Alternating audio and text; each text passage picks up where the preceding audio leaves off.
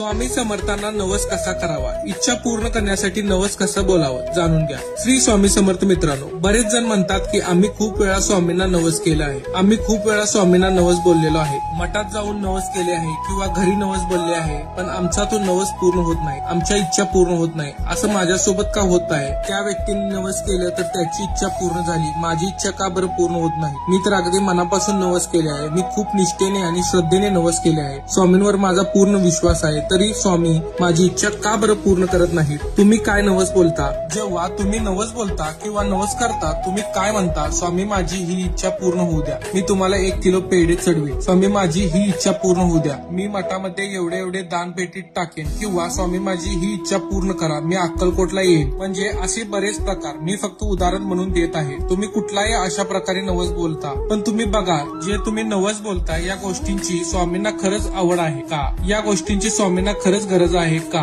बघा, जेव्हा स्वामी होते तेव्हा त्यांच्या अवतीभोवती लोक त्यांना कितीही पदार्थ आणायचे, फळ आणायचे, कपडे आणायचे, पण स्वामींच्या अंगावर फक्त एक लोंगोट असायचं. तुम्ही बघितलं का कधी त्यांनी खूप सारे असे अलंकार वगैरे घातलेले? स्वामींना हा साधेपणा खूप आवडतो आणि स्वामी स्वतः म्हणतात स्वामींना सर्वात जास्त प्रिय आहे ते म्हणजेच नामस्मरण आणि सेवा. जो भक्त नामस्मरण करतो, जास्त सेवा करतो, तोच भक्त स्वामींना प्रिय असतो. आणि बघा, आपला नवस आपण काय बोलतो आणि स्वामींना आवडतं काय? तर यापुढे तुमची जर कोणती इच्छा असेल आणि तुम्ही काय करायचं, एक नारळ घ्या, कोरडा नारळ असू नये, त्यामध्ये पाणी असावं, तो नारळ घ्यायचा, स्वामींच्या मठात जायचं किंवा आपल्या घरीच देवासमोर त्या नारळावर हात पकडायचा आणि स्वामींना तुमची जी काही इच्छा असेल ती बोलायची आणि तुम्ही असं म्हणा की माझी इच्छा पूर्ण कर, मी 108 वेळा स्वामी चरित्र सारामृत पारायण करीन, किंवा स्वामी माझी ही इच्छा पूर्ण कर, मी 20 दिवसामध्ये किंवा 40 दिवसामध्ये श्री स्वामी समर्थ या मंत्राचा 1.5 लाख वेळा जप करेन, किंवा 1.25 लाख वेळा जप करेन, किंवा मी मंत्राचे 108 वेळा अनुष्ठान करेन, 108 वेळा मी तारक मंत्र म्हणेन, किंवा मी गुरुचरित्राचे 11 पारायण करेन, 12 पारायण करेन. तुम्ही असा नवस बोलावा आणि मग बघा, तुम्ही तुमची कधीही जेव्हा जेव्हा तुम्ही नवस बोलाल तेव्हा 1 तासाच्या आत तुमची इच्छा पूर्ण होईल का? बरं, पूर्ण होईल, कारण स्वामींना सर्वात जास्त आवडते ती त्यांची सेवा.